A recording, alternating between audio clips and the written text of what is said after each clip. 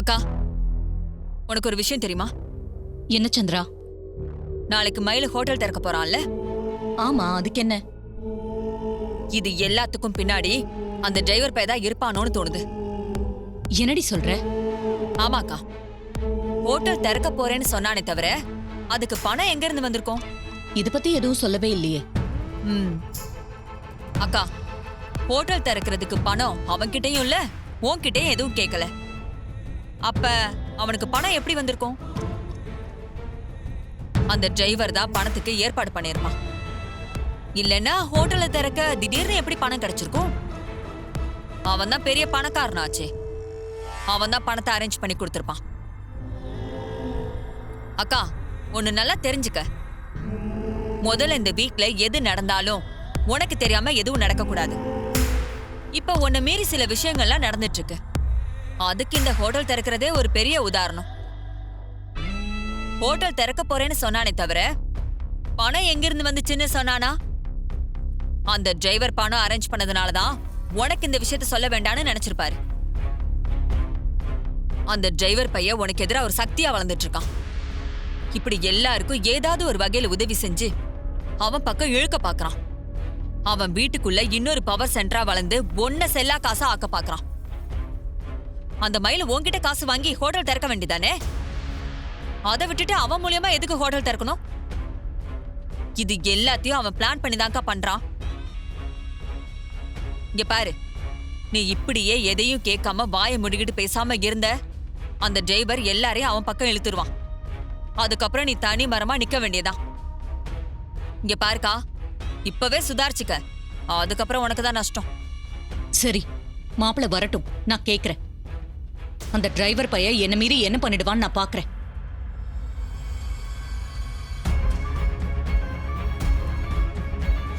Sir, வர வெள்ளிக்கிழமை எங்களுக்கு கல்யாண நாள் வருது சார். அதுக்கு என்னோட ஹஸ்பண்டுக்கு சர்ப்ரைஸா பைக் கொடுக்கலான்னு ஆசைப்பட்டேன். அதான் ஆர்டர் பண்ணிட்டு போலான்னு வந்தா இவர் உடனே பைக் டெலிவரி பண்ண முடியாது, குறைஞ்சது 1 மாசம் ஆகும்னு சொல்றாரு சார். அதுக்குள்ள எங்க கல்யாண நாளே முடிஞ்சிரும் சார். உங்க நிலைமை எனக்கு புரியுது மேடம். எங்க கம்பெனில பைக் வாங்க இவ்வளவு தூரம் வந்திருக்கீங்க, கல்யாண நாளுக்கு வேற கிஃப்டா கொடுக்கணும்னு சொல்றீங்க. கவலைப்படாதீங்க மேடம், நான் உங்களுக்கு பைக் அரேஞ்ச் பண்ணி தரேன். அப்படியா சார்? ரொம்ப தேங்க்ஸ் சார். என் சுச்சுவேஷனை புரிஞ்சுக்கிட்டு ஹெல்ப் பண்றேன்னு சொல்றீங்களே சார், எனக்கு சந்தோஷமா இருக்கு சார். நாளைக்கு ஒரு லோடு பைக் வருது மேடம், அதுல ஒரு வண்டி உங்களுக்கு அரேஞ்ச் பண்ணி தரேன். லோடு வந்ததும் நான் உங்களுக்கு தகவல் சொல்றேன்.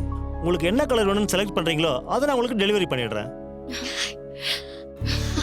ரொம்ப சந்தோஷம் சார். எங்க என் ஹஸ்பண்டுக்கு பைக்கை கிஃப்டா கொடுக்க முடியாம போயிடுமோன்னு நினைச்சேன். நல்ல வேலை, என் ப்ராப்ளமை சால்வ் பண்ணிட்டீங்க. அட்வான்ஸ் ஏதாவது பே பண்ணணுமா சார்? டவுன் பேமெண்ட் ஏதாவது பண்ணிடுங்க, மிச்சத்தை டெலிவரி கொடுக்கும்போது பண்ணிடுங்க. குமார் சார், இவங்களுக்கு டவுன் பேமெண்ட்டுக்கு ரெசிப்ட் கொடுத்துருங்க. Okay sir. மேடம், நாளைக்கு நான் உங்களுக்கு தகவல் சொல்றேன். நீங்க கலர் செலக்ட் பண்ணிடுங்க. ஓகேங்க. சரிங்க சார். தேங்க்யூ. Thank you sir. நீங்க இதுல ஸ்கேன் பண்ணி பே பண்ணிருங்க. எவ்வளோ? மினிமம் 10,000 பண்ணுங்க மேடம்.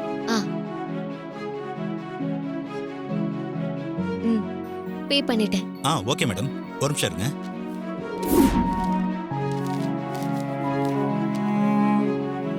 இந்தாங்க மேடம். ரொம்ப thanks. Welcome madam. Thank you sir.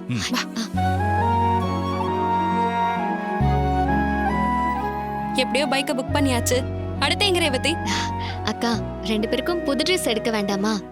ஏதாவது ஒரு ஜவுளி கடைக்கு போகணும். சரிப்பா, போலாம். சரி. டேய், சீக்கிரம் ஃபோன் ஓபன் பண்றா. சீக்கிரம்டா. டேய், சீக்கிரம்டா. அவசரப்படாதடா.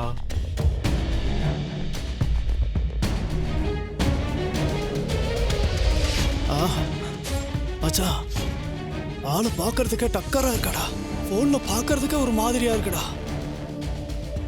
டேய், இந்த துணி கடையால இது ஒண்ணுதான்டா லாபம்.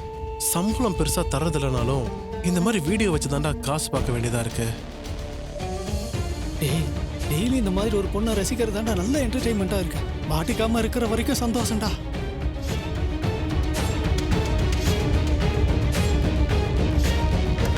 டேய், அவ வெளியே வரா. வாடா, நம்ம இடத்துக்கு போயிடுவோம். வாடா.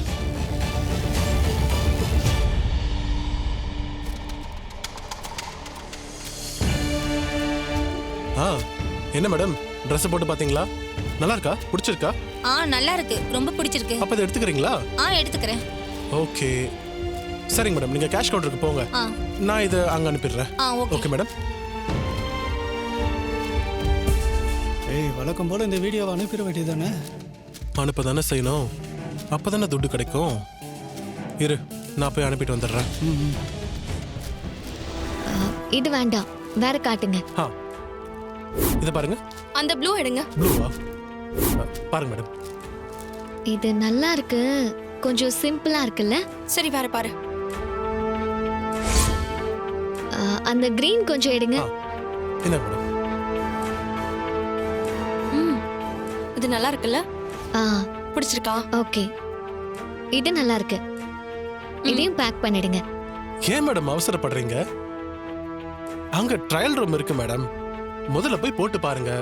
உங்களுக்கு ஃபிட்டா இருந்துச்சுன்னு வச்சுக்கோங்களேன், அப்புறமா பில் போட்டுக்கலாம். இல்ல, இது கரெக்டா தான் இருக்கும். இதை பேக் பண்ணி கொடுங்க. மிஸ் ஆயிடும் போலயே.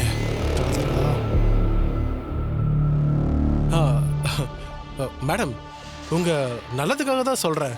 போட்டு பார்த்தா சைஸ் கரெக்டா இருக்கா இல்லையான்னு தெரிஞ்சிரும்ல. இல்ல பரவாயில்ல. ரேவதி, அதான் அவர் சொல்றாருல்ல, போட்டு பாரு, சைஸ் கரெக்டா இருந்தா வாங்கிப்போமே. சரி. பா. டேய், ஆளு சும்மா அம்சமா இருக்காடா.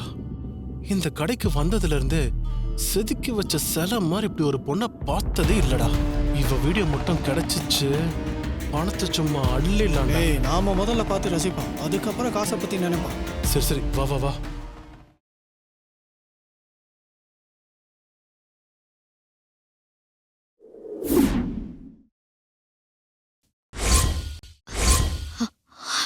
என்ன இது, கேமரா மாதிரி தெரியுது.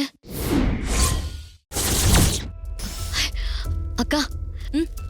என்ன போட்டு பாத்துறியா? சைஸ் கரெக்டா இருந்துச்சா? இல்லக்கா, நான் ட்ரையல் பார்க்கல. ஏன்? அக்கா, ட்ரையல் ரூம்ல கேமரா இருக்குக்கா.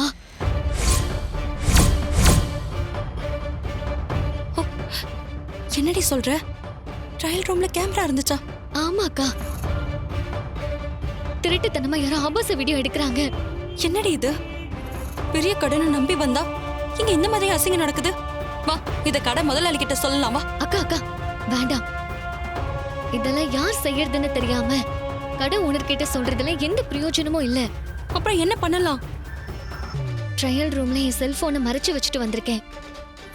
கேமரா மேல நான் போட்டிருக்க ஷாலை யாராவது எடுக்க வருவாங்க, அப்ப அது யாருன்னு கண்டுபிடிச்சிடலாம்க்கா.